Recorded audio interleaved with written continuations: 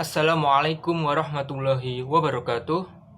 Alhamdulillahirabbil alamin wa bihi nasta'in wa ala umuri dunya waddin wassalatu wassalamu ala asrofil anbiya'i wal mursalin wa ala alihi washabbihi ajmain amma ba'du. Yang terhormat Ibu Profesor Dr. Nurlailatul Musyafa'ah LC.MAG selaku pengampu dosen mata kuliah Metode Penelitian Hukum. Di sini kami dari kelompok 9 Metode Penelitian Hukum akan menyampaikan dan juga mempresentasikan mengenai abstrak daripada skripsi kami yang berjudul Pertanggungjawaban Pidana Kekerasan dalam Rumah Tangga Perspektif Fikih Jinayah.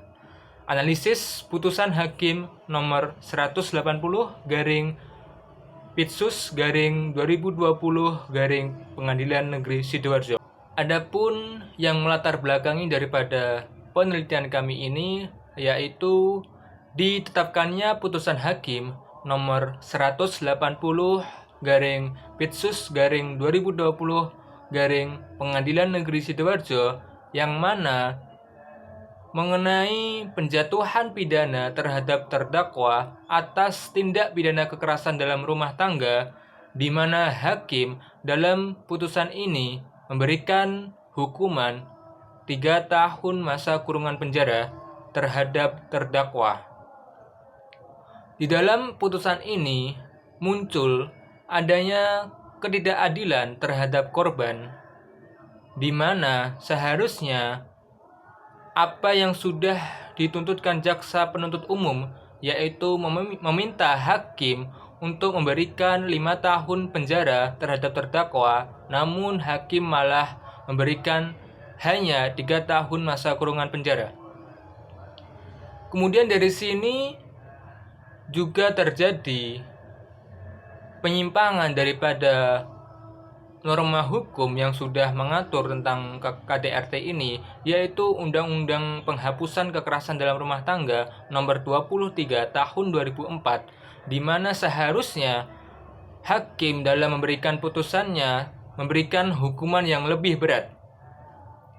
Kemudian dari latar belakang sudah saya jelaskan ini dapat diambil 2 benang merah rumusan masalah. Yang pertama yaitu bagaimana keadilan hakim dalam putusan Hakim nomor 180 garing Pitsus garing 2020 garing Pengadilan Negeri Sidoarjo dalam perspektif teori keadilan. Kemudian yang kedua, bagaimana analisis pertanggungjawaban pidana atas putusan Hakim nomor 180 garing Pitsus garing 2020 Pengadilan Negeri Sidoarjo di dalam perspektif fikih jinayah. Metode penelitian yang digunakan adalah yuridis normatif yang melihat pada putusan hakim dan perundang-undangan dengan jenis penelitian library research, kemudian dianalisis dengan menggunakan metode deduktif serta deskriptif analitis, yaitu dengan membaca, menafsirkan, menganalisis bahan-bahan hukum. Terlebih dahulu tentang putusan hakim nomor 180 garing Pitsus garing 2020 garing PNSDA mengenai tindak pidana KDRT.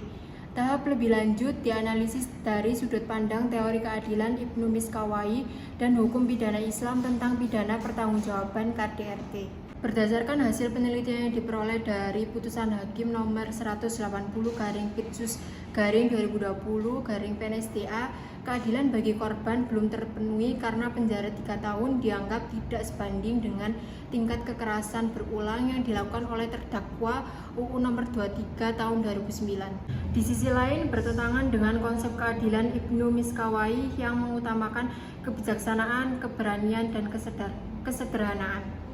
Kedua, menurut perspektif hukum pidana Islam, tindak kekerasan termasuk dalam kategori pelukaan atau aljar yang dapat disanksi dengan kisos.